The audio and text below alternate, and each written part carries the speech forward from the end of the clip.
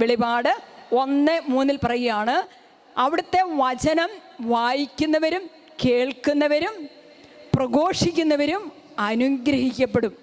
Hallelujah. ആർക്കാ അനുഗ്രഹം കിട്ടുന്നത്? നമുക്ക്. നമ്മൾ എന്ത് ചെയ്യുമ്പോഴാണ് അനുഗ്രഹം കിട്ടുന്നത്? അതാണോ സിസ്റ്റർ പറഞ്ഞത്? നന്മ ചെയ്യുമ്പോഴും നല്ല പറഞ്ഞത്. പിന്നെ എന്താണ് പറഞ്ഞത്? വചനം വായിക്കുമ്പം കേൾക്കുമ്പോൾ, പിന്നെ എപ്പോഴാ? വചനം പ്രഘോഷിക്കുമ്പോൾ. വചനം ഇപ്പം നമ്മൾ പറയുക, നമ്മൾ പ്രഘോഷിച്ചുകൊണ്ടിരിക്കുക. നിങ്ങളോട് സിസ്റ്റർ വചനം പ്രസംഗിച്ചുകൊണ്ടിരിക്കുക, നിങ്ങൾ കേട്ടുകൊണ്ടിരിക്കുക, നിങ്ങൾ വീട്ടിൽ ചെല്ലുമ്പോൾ വചനം വായിച്ചുകൊണ്ടിരിക്കുക. അപ്പോൾ വചനം വായിക്കുന്നവർക്കും കേൾക്കുന്നവർക്കും പറയുന്നവർക്കും ഒരു വാഗ്ദാനം കർത്താവ് തരുവാണ്. എന്താണ് ആ വാഗ്ദാനം? എന്താണ് ആ വാഗ്ദാനം? നിങ്ങൾ അനുഗ്രഹിക്കപ്പെടും. Praise the lord. ഹല്ലേലൂയ.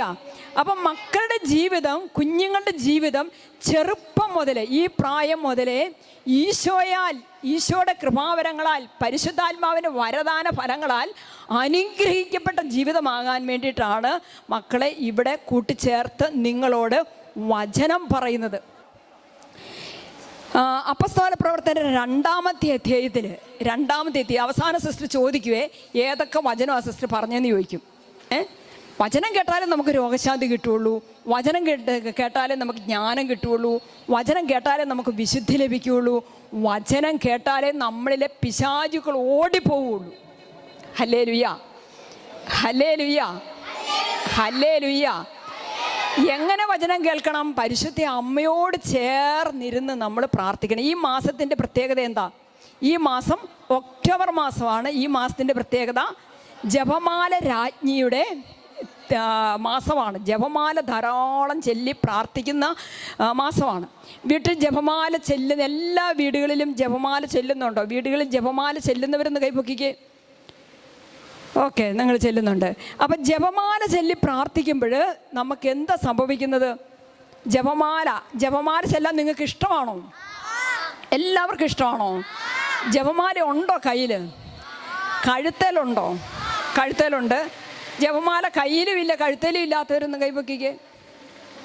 ഒരു ജപമാല മേടിച്ച് കഴുത്തേ ധരിക്കണം കേട്ടോ. അപ്പോൾ ഈ ജപമാല കാണുമ്പോൾ ആർക്കാ പേടി? പിശാചിന് പേടിയാണ്. ഇതുണ്ടോ, നമ്മളൊരു വചനം വായിക്കുന്നുണ്ട്. സങ്കീർത്തനം 144-ാമത്തെ സങ്കീർത്തനത്തിൽ 1-ാമത്തെ വചനം പറയുന്നത് എന്താണെന്ന് പറയുക? യുദ്ധം ചെയ്യാൻ നിൻ്റെ കൈകളെയും പടപൊരുതാൻ നിൻ്റെ വിരലുകളെയും അവിടുന്ന് പരിശീലിപ്പിക്കുന്നു. എന്തിനാ? യുദ്ധം ചെയ്യാൻ നിൻ്റെ കൈകളെ. നമ്മൾ യുദ്ധം ചെയ്യുന്നത് എന്തുകൊണ്ടാ? കൈ കൊണ്ടാ. ഇപ്പം ഇവൻ മോൻ്റെ പേരെന്നാ? വിജേഷ്. നിന്നെ ആരെങ്കിലും ഉപദ്രവിക്കാൻ വന്നാൽ നീ എന്തു ചെയ്യും? ആരെങ്കിലും ഉപദ്രവിക്കാൻ വന്നാൽ എന്തു ചെയ്യും? ഇപ്പം ഇവളെ ഉപദ്രവിക്കാൻ ചെന്ന് എന്ത് ചെയ്യും? കൈ കൊണ്ട് അടിച്ചു മാറ്റും അല്ലേ? ഈ കുഞ്ഞിക്കൈ ആണേലും ഇത് എടുത്തിട്ട് എന്തു ചെയ്യും? തെറിപ്പിക്കോള്, ഓടിക്കും. അപ്പം വചനം പറയുകയാണ്, യുദ്ധം ചെയ്യാനാ. കൈ എന്തിനു വേണ്ടിയിട്ടുള്ളതാ? യുദ്ധം ചെയ്യാൻ നിൻ്റെ കൈകളെയും പടപൊരുതാൻ നിൻ്റെ വിരലുകളെയും കർത്താവ് പരിശീലിപ്പിക്കും. അതെന്താണെന്നറിയാവോ? നമ്മൾ നമ്മുടെ കയ്യിൽ ജപമാല എടുത്തേ, ജപമാല ഉള്ളവരൊക്കെ എടുത്തേ, ഈ യുദ്ധം ചെയ്യാൻ വേണ്ടിയിട്ട് നമ്മൾ കയ്യിൽ ആയുധമില്ലാതെ പറ്റിയല്ല. ആരെങ്കിലും നമുക്ക് നേരിടണമെങ്കിൽ കയ്യിൽ വടുവാളോ വാക്കത്തിയോ തൂമ്പയോ കത്തിയോ അങ്ങനെ എന്തെങ്കിലും വേണം. അല്ലെ നമുക്ക് അവരെ ചേർത്ത് വടിയോ കമ്പോ കോലോ എന്തെങ്കിലും ഉണ്ടെങ്കിലും അടിച്ചോടിക്കാൻ പറ്റുള്ളൂ, അല്ലേ?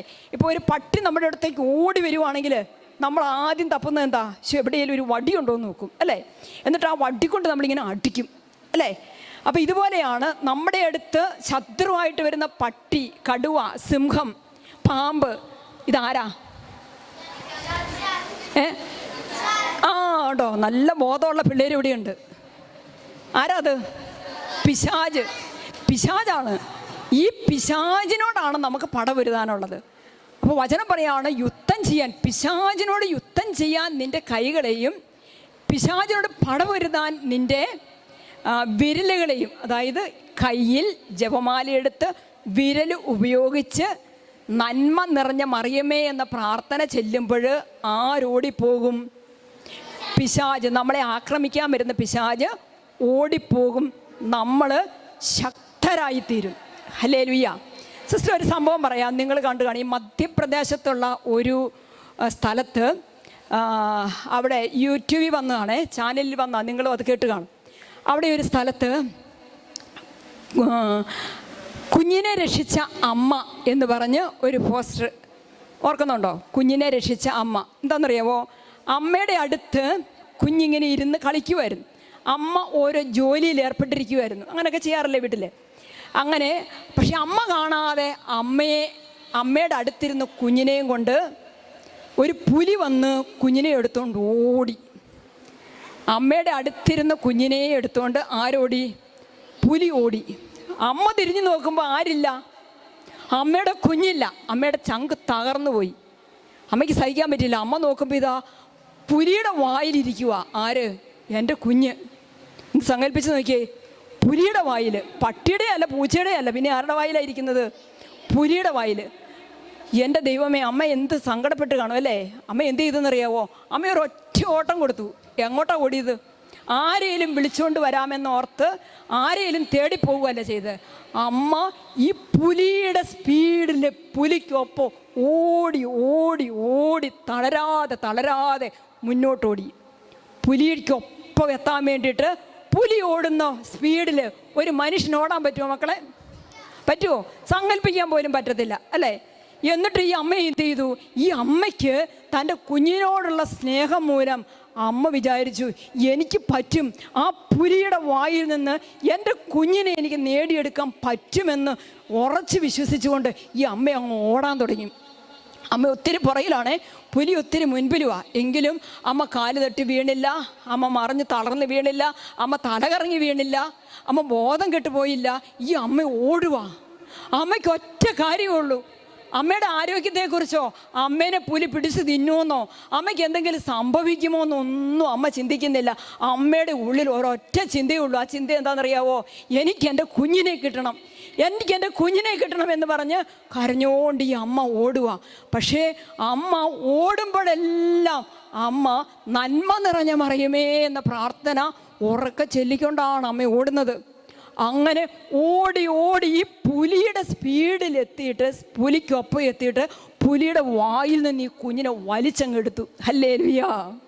അങ്ങനെ പുലിയുടെ വായിൽ നിന്ന് ഈ കുഞ്ഞിനെ വലിച്ചെടുത്തിട്ട് ആ കുഞ്ഞിനെയും കൊണ്ട് അമ്മ, ജീവനുള്ള കുഞ്ഞിനെയും കൊണ്ട്, മുറിവേറ്റിട്ടുണ്ടെങ്കിലും ജീവനുണ്ട്, മുറിവേറ്റിട്ടുണ്ടെങ്കിലും ജീവനുണ്ട്, ആ ജീവനുള്ള കുഞ്ഞിനെയും കൊണ്ട്, മുറിവേറ്റ കുഞ്ഞിനെയും കൊണ്ട് തോളിലിട്ട് അതുപോലെ തന്നെ ഈ അമ്മ തിരിച്ചോടി. ഹല്ലേലൂയ. ഇനി സിസ്റ്റർ ഒരു ചോദ്യം ചോദിച്ചോട്ടെ, ശ്രദ്ധിക്കണേ. കഥ കേട്ടില്ലേ? കഥയല്ല, സംഭവം. ഇത് സംഭവമാണ്. അപ്പം ഈ പുലി ആരാ? ഈ കുഞ്ഞാരാ? ഈ കുഞ്ഞാരാ? ഈ കുഞ്ഞാരാ? ഈ കുഞ്ഞാരാ? നമ്മൾ ഓരോരുത്തരുവാ. ഈ അമ്മയാരാ? പരിശുദ്ധ അമ്മ. പരിശുദ്ധ അമ്മയാണ് ഈ അമ്മ. ഇതുപോലെയാ.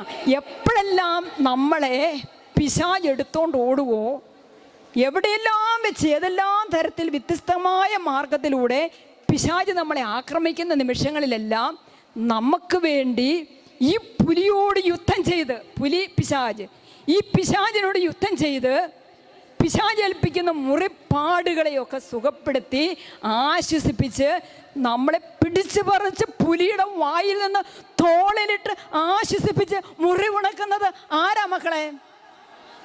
ആരാ മക്കളെ? പരിശുദ്ധ അമ്മയാ. Hallelujah, hallelujah. അതുകൊണ്ടാണ് നമുക്ക് പരിശുദ്ധ അമ്മയോട് പ്രത്യേക ഭക്തി ഉണ്ടായിരിക്കണം. അമ്പും വില്ലുമെടുത്ത് അവൻ നമ്മളെ നേരിടാൻ വരും. പിശാചിൻ്റെ ഒരു പുലിയുടെ രൂപത്തിലോ കടുവയുടെ രൂപത്തിലോ പാമ്പിൻ്റെ രൂപത്തിലോ ഒരു പ്രേമം നടിച്ചു വരുന്ന ഒരു ചെറുക്കൻ്റെ രൂപത്തിലോ ഒരു പെണ്ണിൻ്റെ രൂപത്തിലോ മദ്യത്തിൻ്റെ രൂപത്തിലോ മയക്കുമരുന്നിൻ്റെ രൂപത്തിലോ ഏതെങ്കിലുമൊക്കെ വിവിധങ്ങളായ രൂപത്തിൽ നമ്മുടെ ആത്മാവിനെ നശിപ്പിക്കാൻ, കൊന്നുകളയാൻ, നമ്മളെ കടിച്ച് കീറി തിന്നാൻ, നമ്മളെ ഇല്ലായ്മ ചെയ്യാൻ വേണ്ടിയിട്ട് ഈ പിശാച് എപ്പോഴും നമ്മുടെ പുറകെ വരും. അപ്പോഴെല്ലാം പിശാച് ദൈവത്തിൻ്റെ കുഞ്ഞിനെ ലക്ഷ്യം വെക്കുന്ന നിമിഷങ്ങളിലെല്ലാം സ്വർഗം വിട്ട് ഓടി വരുന്ന ഒരമ്മയുണ്ട് നമുക്ക്. ആ അമ്മയാണ് പ്രിയപ്പെട്ട മക്കളെ പരിശുദ്ധ അമ്മ. ഈ ജപമാല കരങ്ങളിലെല്ലാം ഉയർത്തുമ്പോൾ ഈ പരിശുദ്ധ അമ്മയോടാ മക്കളെ നമ്മൾ പ്രാർത്ഥിക്കുന്നത്. ഈ അമ്മ സർവശക്തിയോടെ പിശാചിൻ്റെ എല്ലാ കെണികളിൽ നിന്നും അവൻ്റെ സകല തന്ത്രങ്ങളിൽ നിന്നും അവൻ്റെ അമ്പും വില്ലും തകർത്ത് അവൻ്റെ പടക്കോപ്പുകൾ തകർത്ത് നമ്മളെ പൂർണ്ണമായിട്ട് ഈശോയുടെ പക്കലേക്ക് ആനയിക്കും, സംരക്ഷിക്കും. ഇനി സിസ്റ്റർ ഒന്ന് ചോദിക്കട്ടെ, ജപമാല ചെല്ലണോ? വേണോ? എങ്ങനെയാ ചെല്ലേണ്ടത്? ഭക്തിയോടെ ശ്രദ്ധയോടെ. അപ്പം നമുക്ക് ചില ബലഹീനതകളൊക്കെ ഉണ്ട്. നമുക്ക് ഏറ്റവും ഇഷ്ടമുള്ള, നിങ്ങളെ സംബന്ധിച്ചിടത്തോളം ഉണ്ടോളോ, നിങ്ങൾക്കൊരു നല്ല കഴിവുള്ള കുഞ്ഞുങ്ങളാണ്, ഒരുപാട് കഴിവുള്ള കുഞ്ഞുങ്ങളാണ് നിങ്ങളുടെ ഏറ്റവും വലിയ കഴിവെന്ന് പറയുന്നത് നിങ്ങൾക്ക് മൊബൈൽ ഉപയോഗിക്കാനുള്ള കഴിവാണ്, അല്ലേ? നിങ്ങൾക്ക് ഏറ്റവും ഇഷ്ടമുള്ള സാധനം എന്നതാ? മൊബൈലാണ്. അതിൻ്റെ ഏതറ്റത്തോളം എത്തി അതിനെ ഉപയോഗിക്കാൻ, അതിനകത്തുള്ള കാര്യങ്ങളൊക്കെ കണ്ടുപിടിക്കാനും ഒക്കെ നിങ്ങൾ മിടുക്കരാ. അങ്ങനെ മിടുക്കനായിരുന്ന ഒരു വിശുദ്ധനെ കുറിച്ച് പറയാവോ? വിശുദ്ധൻ്റെ പേര് പറയാവോ? കാർലോയുടെ മിടുക്ക് എന്തായിരുന്നറിയോ? കാർലോയുടെ കഴിവെന്ന് പറയുന്നത് ഈ മൊബൈൽ ഉപയോഗിക്കാനുള്ള കഴിവായിരുന്നു. അതുകൊണ്ട് പ്രിയപ്പെട്ട മക്കളെ, നിങ്ങൾക്ക് നല്ലൊരു സാധ്യത നിങ്ങളുടെ മുൻപിലുണ്ട്. നിങ്ങൾക്ക് വിശുദ്ധരാകാനുള്ള നല്ല സാധ്യത. നിങ്ങൾ കാർലോയെ പോലെ, കൊച്ചു കാർലോയെ പോലെ നിങ്ങൾ ഓരോ കൊച്ചു കാർലോമാരാ. കാരണം എന്നാണെന്നറിയാവോ? ഈ കാർലോയുടെ കഴിവെന്ന് പറയുന്നത് മൊബൈലിനോടുള്ള സ്നേഹവും മൊബൈൽ ഉപയോഗിക്കാനുള്ള കഴിവൊക്കെ ആയിരുന്നു. പക്ഷേ കാർലോ മൊബൈൽ ഉപയോഗിച്ചത് എങ്ങനെയാണെന്നറിയാവോ? എങ്ങനെ ഉപയോഗിച്ചത്? എന്തിനാ ഉപയോഗിച്ചത്? കാർലോ മൊബൈൽ ഉപയോഗിച്ചത് മുഴുവനും ഈശോയെ അറിയാൻ വേണ്ടിയിട്ടും ഈശോയെ കൊടുക്കാൻ വേണ്ടിയിട്ടുമായിരുന്നു. കാർലോ ഏറ്റവും അധികം സ്നേഹിച്ചത് ഈശോയെയാണ്. അപ്പോൾ ഈശോയെ അറിയാനുള്ള വഴികളെല്ലാം ഈ മൊബൈൽ ഉപയോഗിച്ച് എടുത്തിരുന്നു. അതുപോലെ മൊബൈലിൻ്റെ സാധ്യതകൾ ഉപയോഗിച്ച് ഈശോയെ ഈ കുഞ്ഞു പ്രായത്തിൽ തന്നെ ഈശോയെ പങ്കുവെക്കാൻ തുടങ്ങി, ഈശോയെ എല്ലാവർക്കും അറിയിച്ചു കൊടുക്കാൻ തുടങ്ങി. ഹല്ലേലൂയ. മൊബൈൽ ഇഷ്ടമില്ലെങ്കിൽ അത് പറ്റുമോ? മൊബൈലിൻ്റെ ടെക്നിക്കുകളെല്ലാം അറിയത്തില്ലെങ്കിൽ ഇത് പറ്റുമോ? അതുകൊണ്ടാണ് ഞാൻ പറഞ്ഞത്, നിങ്ങൾ നല്ല കഴിവുള്ള ഒന്നും അറിയത്തില്ല, മൊബൈലിനെ കുറിച്ച് ഒന്നും അറിയത്തില്ല. പക്ഷേ എനിക്കറിയാവുന്നതിലൊക്കെ ഒരുപാട് കാര്യങ്ങൾ നിങ്ങൾക്കറിയാം. അപ്പം നിങ്ങളുടെ ആ കഴിവുകളെല്ലാം ഉപയോഗിച്ച് വചനം പഠിച്ചിട്ട് കൂട്ടുകാർക്കൊക്കെ തെരുതെരെ അമ്പും വില്ലും പോലെ അങ്ങോട്ട് ഇട്ട് കൊടുക്കണം. എന്ത്? ബോംബിടുന്നത് പോലെ ഇട്ട് കൊടുക്കണം. എന്ത്? വചനം. ഹല്ലേലൂയ. കണ്ടോ? ഹല്ലേലൂയ. അപ്പം മൊബൈലൊക്കെ ഉപയോഗിക്കുമ്പം നമുക്കത് ഉപയോഗിച്ച് ചെയ്യാൻ അറിയാമെങ്കിലും വചനം അറിയത്തില്ലെങ്കിൽ കാര്യമുണ്ടോ? ഒരു കാര്യമില്ല. അതുകൊണ്ടാണ് മക്കൾ ഓരോ ദിവസവും നിങ്ങളുടെ കൂട്ടുകാർക്ക് നിങ്ങൾ പഠിച്ച ഒരു വചനം മൊബൈലിലൂടെ ഇട്ട് കൊടുക്കണം. അവരും ഇട്ട് തരും. എന്നിട്ട് നമ്മളത് പഠിക്കണം. അങ്ങനെ പഠിക്കാൻ തുടങ്ങുമ്പോഴത്തേക്ക് നമുക്ക് ഈശോയോട് വലിയ സ്നേഹമാകും. അതോടൊപ്പം വചനം പഠിക്കുക. 3 കാര്യങ്ങളാണ് സിസ്റ്റർ നിങ്ങളോട് പറയാനായിട്ട് ആഗ്രഹിക്കുന്നത്. ഒന്ന്, നമ്മൾ വചനം പഠിക്കുക. അതിനുള്ള മാർഗമാണ് പറഞ്ഞു തന്നിരിക്കുക. ഇത് നിങ്ങൾ പഠിച്ച് എല്ലാവരും ഇവിടെ പറഞ്ഞു കേൾപ്പിച്ച് കഴിയുമ്പോൾ അടുത്തത് ഞാൻ തരും കേട്ടോ. അപ്പോൾ വചനം പഠിക്കുക. വചനം പഠിക്കാൻ തുടങ്ങുമ്പോൾ സംഭവിക്കുന്നത് എന്താണെന്ന് ചോദിച്ചാൽ, നമ്മളൊരു പുതിയ വ്യക്തിയായി മാറും. നമുക്ക് പഠിക്കാനൊക്കെ നല്ല കഴിവ് കിട്ടാൻ തുടങ്ങും. പരിശുദ്ധാത്മാവ് നമ്മളിൽ നിറയാൻ തുടങ്ങും. നിങ്ങൾക്കറിയാമോ വിശുദ്ധ ജോൺ പോൾ മാർപ്പാപ്പയുടെ ജീവിതത്തിൽ സംഭവിച്ചറിയാവോ? അറിയാവോ? ഞാൻ പറയാം. വിശുദ്ധ ജോൺ പോൾ മാർപ്പാപ്പ കണക്ക് പഠിക്കുന്ന കാര്യത്തിൽ മാത്രം മണ്ടനായിരുന്നു, ബാക്കി എല്ലാ കാര്യങ്ങളിലും മിടുക്കനായിരുന്നു. നമ്മളും ഇല്ലേ അങ്ങനെ ചിലരൊക്കെ? എല്ലാ കാര്യങ്ങളിലും മിടുക്കരാണ്, പക്ഷെ ചില കാര്യങ്ങളിൽ നമ്മൾ മണ്ടന്മാരും മണ്ടികളും ഒക്കെയാണ്. അപ്പോൾ ജോൺ പോൾ മാർപ്പാപ്പ ഈ കണക്കിന് തോറ്റുപോയ സാഹചര്യത്തിൽ, ഇവിടെ ശ്രദ്ധിക്കണേ, കണക്കിന് തോറ്റുപോയപ്പോൾ വിശുദ്ധ ജോൺ പോൾ മാർപ്പാപ്പയോട് മാതാപിതാക്കൾ പറഞ്ഞു, എടാ കണക്ക് പഠിപ്പിക്കാൻ ഏറ്റവും നല്ല അധ്യാപകൻ ആരാണെന്നാണ് പറഞ്ഞു കൊടുത്തത്? പരിശുദ്ധാത്മാവാണെന്ന് പറഞ്ഞു കൊടുത്തു. കണക്ക് പഠിപ്പിക്കാൻ ഏറ്റവും നല്ല അധ്യാപകൻ പരിശുദ്ധാത്മാവാണ്. അതുകൊണ്ട് മോനൊരു കാര്യം ചെയ്യണം, എല്ലാ ദിവസവും കൂട്ടൻ പരിശുദ്ധാത്മാവിനോട് നൊവേന ചൊല്ലി പ്രാർത്ഥിക്കാൻ തുടങ്ങണമെന്ന് പറഞ്ഞു. വിശുദ്ധ ജോൺ പോൾ മാർപ്പാപ്പ കുഞ്ഞായിരിക്കും, നിങ്ങളുടെ പ്രായത്തിൽ കുഞ്ഞായിരിക്കുന്ന സമയത്ത് പരിശുദ്ധാത്മാവിനോടുള്ള പ്രാർത്ഥന ആരംഭിച്ചത് എന്തിനു വേണ്ടിയിട്ടാണ്? കണക്ക് പഠിക്കാനുള്ള കൃപയ്ക്ക് വേണ്ടിയിട്ടാണ് പ്രാർത്ഥിക്കാൻ തുടങ്ങിയത്. പക്ഷേ പരിശുദ്ധാത്മാവ് വന്ന് നിറഞ്ഞു കഴിഞ്ഞപ്പോൾ എന്ത് സംഭവിച്ചു? ആരായിത്തീർന്നു? ഒന്നാമതായിട്ട് ആരായിത്തീർന്നു? അല്ല, ഒന്നാമത് മാർപ്പാപ്പാകുകയല്ല ചെയ്തത്, ആദ്യം വൈദികനാകണം, പിന്നെ മാർപ്പാപ്പാകാൻ പറ്റുള്ളൂ, അല്ലേ? വൈദികനായി, മെത്രാനായി, പിന്നെ ആരായി? കർദിനാളായി, പിന്നെ ആരായി? പിന്നെ മാർപ്പാപ്പയായി, പിന്നെ ആരായി? വിശുദ്ധനായി. ഹല്ലേലൂയ, ഹല്ലേലൂയ. അപ്പം ഈ അവസ്ഥകളിലൂടെ എല്ലാം നമ്മളെ വളർത്തിക്കൊണ്ട് പോയത് ആരാ? പരിശുദ്ധാത്മാവാ, പരിശുദ്ധാത്മാവാ. അപ്പം നിങ്ങളെക്കുറിച്ചുള്ള ദൈവത്തിൻ്റെ വലിയ വലിയ പദ്ധതികളിലേക്ക് നിങ്ങളെ എത്തിക്കാൻ നിങ്ങളെ സഹായിക്കുന്ന വ്യക്തിയാണ്, ശക്തിയാണ് ആര്? പരിശുദ്ധാത്മാവ്. അപ്പോൾ ഈ പരിശുദ്ധാത്മാവിൻ്റെ ശക്തമായ ഇടപെടൽ ഉണ്ടാകാൻ വേണ്ടിയിട്ട് മക്കൾ ചെയ്യേണ്ട 2 കാര്യമാണ് സിസ്റ്റർ ഇന്ന് പറഞ്ഞത്. എന്തൊക്കെയാണ്? ജപമാല ചെല്ലുക. നമ്മൾ പരിശുദ്ധാത്മാവിൽ നിറയരുതെന്നും ലോകത്തിൻ്റെ അരൂപിക്ക് അടിമപ്പെട്ട് നമ്മൾ ജീവിക്കണമെന്നും ആഗ്രഹിക്കുകയാണ് പിശാച്. ദുഷ്ടനായ പിശാച് അതാണ് ആഗ്രഹിക്കുന്നത്. ഈ ലോകത്തിൻ്റെ അരൂപിലേക്ക് എല്ലാ മനുഷ്യരെയും തള്ളിവിടണമെന്നാണ് പിശാച് ആഗ്രഹിക്കുന്നത്. ദൈവത്തെ നമ്മൾ അറിയരുതെന്നാണ് നമ്മൾ ആഗ്രഹിക്കുന്നത്. ജപമാല നമ്മൾ കയ്യിലെടുക്കരുതെന്നാണ് പിശാച് ആഗ്രഹിക്കുന്നത്. അപ്പോൾ അവനോട് മല്ലിട്ടുകൊണ്ട് അമ്പും ബില്ലുമായിട്ട് എൻ്റെ അടുത്തേക്ക് വരുന്ന പിശാചിനെ പുലിയുടെ രൂപത്തിലോ കരടിയുടെ രൂപത്തിലോ പാമ്പിൻ്റെ രൂപത്തിലോ മയക്കുമരുന്നിൻ്റെയോ മദ്യത്തിൻ്റെയോ ഒരു പെണ്ണിൻ്റെയോ ഒരു ചെറുക്കൻ്റെയോ ഒക്കെ രൂപത്തിലും ഭാവത്തിലും ഒക്കെ കടന്നു വരുന്ന പിശാചുക്കളെ ആട്ടിപ്പായിക്കാൻ ജപമാല ചൊല്ലി പ്രാർത്ഥിക്കാൻ തുടങ്ങണം. ആമേൻ. ഹല്ലേലൂയ, ഹല്ലേലൂയ, ഹല്ലേലൂയ, ഹല്ലേലൂയ. ഇനി സിസ്റ്റർ പറയട്ടെ, നിങ്ങൾ വീട്ടിലെല്ലാവരും കൂടി ഇരുന്ന് ഒരു ജപമാല നമ്മൾ ചെല്ലുന്നുണ്ട് സന്ധ്യാപ്രാർത്ഥനയ്ക്ക്. അതൊരു ദിവസമെങ്കിലും ചെല്ലുന്നില്ലെങ്കിൽ ചെല്ലാതിരുന്നാൽ നമുക്ക് സന്തോഷമാണോ സങ്കടമാണോ? എൻ്റെ അമ്മ എന്നാ നല്ല കുഞ്ഞുങ്ങളാന്ന് നോക്കിയാൽ. നിങ്ങൾ കേട്ടോ പുറകിലിരിക്കുന്ന വോളണ്ടിയേഴ്സൊക്കെ കേട്ടോ പിള്ളേർ പറഞ്ഞ എന്നാന്നുള്ളത്? ഒരു ദിവസം വീട്ടിൽ കൊന്ത മുടങ്ങുമ്പം കുഞ്ഞുങ്ങൾക്ക് സങ്കടമാന്ന് ഉണ്ട്. എന്ത് നല്ല കുഞ്ഞുങ്ങളാ ഈ സാന്ധ്യഭവനിൽ വരുന്ന കുഞ്ഞുങ്ങൾ, എന്ത് നല്ല കുഞ്ഞുങ്ങളാ. അപ്പം അങ്ങനെ സങ്കടപ്പെടണ്ട. പപ്പയോ മമ്മിയോ ജപമാല ചെല്ലുന്നില്ല എന്ന് പറഞ്ഞാൽ മക്കൾ എന്ത് ചെയ്യണമെന്നറിയാവോ? എന്ത് ചെയ്യണം? പാ വിരിച്ചിട്ട് പായ മുട്ടുകുത്തിയല്ലേ നമ്മൾ ജപമാല ചെല്ലുന്നേ? അതെയോ? അപ്പോൾ ജപമാല ചെല്ലിട്ട് കിടന്നാൽ മതി പപ്പ വാ, അല്ലെങ്കിൽ പുലി വരും, സിംഹം വരും. ഇപ്പം ഇത് എല്ലായിടത്തൊന്നും എല്ലാവരും ഇറങ്ങി വരുന്നില്ലേ? കാണ്ടാമൃഗവും കാട്ടുപന്നിയും ഒക്കെ ഇറങ്ങി വരുന്നില്ലേ? എന്നിട്ട് പട്ടീനെ പേടിച്ച്, പന്നീനെ പേടിച്ച്, പുലിയെ പേടിച്ച്, സിംഹത്തെ പേടിച്ച് നമ്മൾ വീടും വിട്ട് ഇറങ്ങി പോരുവാ. ഇതിൻ്റെ ഒന്നും ആവശ്യമില്ല. ഈ ആയുധം ഇതിന് വലിയ ശക്തിയുണ്ട്. ഒരു പുലിയുടെ വായിലും നമ്മുടെ ജീവിതം അവസാനിക്കുകയില്ല. ഒരു പട്ടിയുടെ വായിലും നമ്മുടെ ജീവിതം അവസാനിക്കുകയില്ല. എൻ്റെ അമ്മയാരാ? സ്വർഗത്തിൻ്റെ റാണി, ദൈവത്തിൻ്റെ അമ്മ എൻ്റെ അമ്മയാ. Hallelujah, hallelujah. പ്രിയപ്പെട്ട മക്കളെ, എല്ലാ മാർപ്പാപ്പമാരും പറയുന്നത് എനിക്ക് ഏറ്റവും ഇഷ്ടപ്പെട്ട പ്രാർത്ഥന ജപമാലയാണെന്നാണ് പറയുന്നത്. നിങ്ങൾക്ക് ഏറ്റവും ഇഷ്ടപ്പെട്ട പ്രാർത്ഥന ഏതാ? ജപമാല. ഞാനൊരിക്കലും ഇങ്ങനെ ചോദിച്ചപ്പോഴേ ഒരു കൊച്ചു പറഞ്ഞു, എത്രയും തീയുള്ള മാതാവി എന്ന പ്രാർത്ഥനയാണ് ഏറ്റവും ഇഷ്ടമെന്ന് പറഞ്ഞു. അതെന്താ കാരണം?